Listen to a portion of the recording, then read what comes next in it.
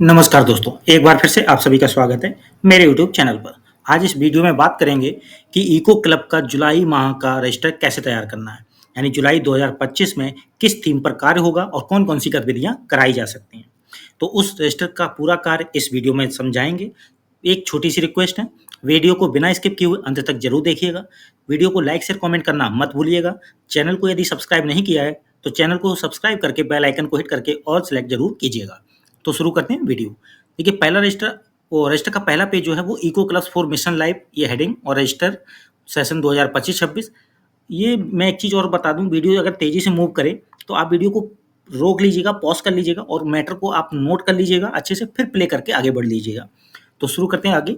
Session 2025-26। फिर एक figure आप बना सकते हैं इस तरह से। स्कूल का नाम, ब्लॉक, डिस्ट्रिक्ट इंडिकेट कर दीजिए। जुलाई माह का ये पहला शनिवार 5 जुलाई 2025 को पड़ेगा। इस दिन गतिविधि कराएंगे स्वस्थ जीवन शैली अपनाएं।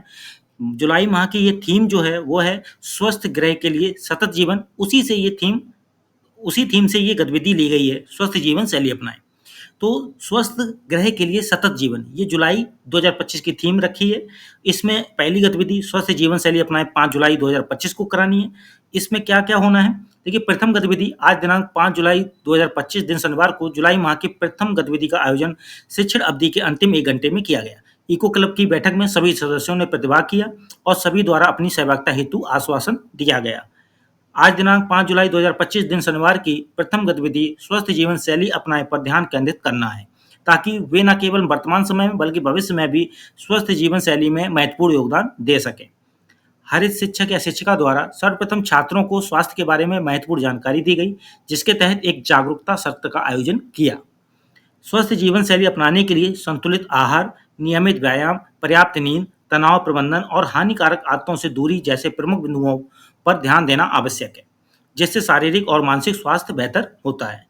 स्वस्थ जीवन शैली अपनाने के लिए प्रमुख बिंदु: संतुलित और पौष्टिक आहार, नियमित शारीरिक गतिविधि, पर्याप्त नींद और आराम, तनाव प्रबंधन, हानिकारक आदतों से बचें, मानसिक स्वास्थ्य पर ध्यान, समयानुसार और व्यवस्थित जीवन।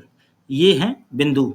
स्वस्थ जीवन शैली के लाभ क्या हैं? समग्र कल्याण में सुधार, बीमारियों के जोखिम को कम करना, जीवन की गुणवत्ता बढ़ाना और दीर्घायु में वृद्धि, सकारात्मक दृष्टिकोण और ऊर्जावान महसूस करना। उक्त गतिविधि से जुड़े फोटोग्राफ को इको क्लब पोर्टल पर अपलोड भी करना होता है। इवेंट क्रिएट करनी होती है पहले, फिर उसके बाद डिटेल्स फिलअप करके फोटो अपलोड करनी होती है। तो ये कैसे होगी? इको क्लब पोर्टल पर थीम एडॉप्ट हेल्दी लाइफस्टाइल चुनेंगे, उसके अंदर सब थीम अवेयरनेस सेशन चुनेंगे, उसके तहत आप विवरण और फोटो अपलोड कर देंगे। इको क्लब के सभी सदस्यों द्वारा स्वस्थ जीवन शैली अपनाएं की गतिविधि पर चर्चा के बाद आज की बैठक का समापन किया गया। फिर कुछ फोटोग्राफ्स प्रिंट आउट करके आप लगा दें, बेहतर होता है। स्वस्थ जीवन शैली अपनाएं गतिविधि से जुड़ा जागरूकता सत्र का फोटो।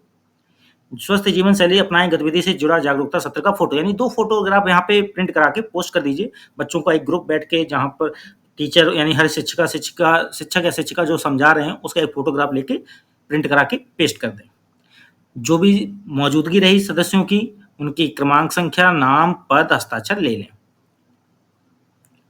इसके बाद दिनांक 12 जुलाई 2025 शनिवार पड़ेगा, फिर से गतिविधि होगी वृक्षारोपण कार्यक्रम और जल संरक्षण। ये भी स्वस्थ ग्रह के लिए सतत जीवन से जुड़ी हुई थीम से लिया गया है। तो गतिविधि में यहाँ देखो नीचे लिखना है आपको मैटर। आज दिनांक 12 जुलाई 2025 दिन शनिवार को जुलाई माह की इको क्लब की गतिविधियों का आयोजन किया गया। इको क्लब की बैठक में इको क्लब के सदस्यों, हरित शिक्षक या शिक्षकों के साथ साथ अभिभावकों ने प्रतिभाग किया। प्रथम गतिविधि के अंतर्गत सर्वप्रथम हरित शिक्षिका या शिक्षक द्वारा इको क्लब के सदस्यों को वृक्षारोपण कार्यक्रम के बारे में बताया गया कि वृक्षारोपण कार्यक्रम के मुख्य फायदे: शुद्ध हवा, ऑक्सीजन, जलवायु नियंत्रण, मिट्टी संरक्षण, जैव विविधता को बढ़ावा, जल संरक्षण, प्रदूषण में कमी, आर्थिक लाभ, सौंदर्य और पर्यावरण, तापमान संतुलन। उसके बाद उक्त गतिविधि के समस्त फोटोग्राफ अधिकतम 5 अपलोड करने होते हैं। ठीक है, वीडियो का भी ऑप्शन होता है, लेकिन वीडियो नहीं करेंगे तो भी वो ले लेगा अपलोड। थीम कौन सी रखनी है? Adopt healthy lifestyle. उसके अंदर प्लांटेशन नाम का एक सब थीम होगा, उसमें इस चीज को अपलोड करेंगे विवरण के साथ।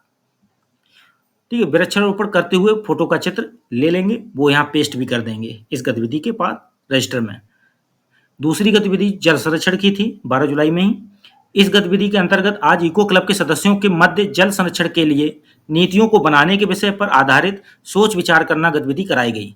छात्रों ने अपने आसपास के क्षेत्र को ध्यान में रखते हुए विचार विमर्श किया और लोगों को जागरूक कराने के लिए एक रैली निकाली, जिसमें जल संरक्षण के बारे में बताया। जल संरक्षण के मुख्य फायदे बिंदुवार: ऊर्जा की बचत, आर्थिक बचत, पेयजल आपूर्ति की सुरक्षा, पारिस्थितिक तंत्र और जैव विविधता का संरक्षण, भूमि की उर्वरता और कृषि उत्पादकता, जल की कमी और सूखे का प्रभाव कम होना, प्रदूषण में कमी, समुदायों को लाभ, स्वास्थ्य लाभ। उक्त गतिविधि के भी आप फोटो ले लेंगे, अधिकतम 5 फोटो आप अपलोड कर पाएंगे। थीम लेनी है सेव वाटर और उसके तहत water conservation rally along with the community सब थीम के तहत इस विवरण के साथ फोटोग्राफ अपलोड करेंगे। सभी गतिविधियों को कराकर आज की बैठक का समापन किया गया। अब जल संरक्षण की रैली का फोटो प्रिंट करके पेस्ट कर देंगे। फिर आता है अगला शनिवार 19 जुलाई 2025 को। इस दिन गतिविधि कराएंगे ऊर्जा बचाएं। आज दिनांक 19 जुलाई 2025 दिन शनिवार को जुलाई माह की इको क्लब की गतिविधि ऊर्जा बचाएं का आयोजन किया गया। इको क्लब की बैठक में इको क्लब के सदस्यों, हरित शिक्षक या शिक्षकों के साथ साथ अभिभावकों ने प्रतिभाग किया।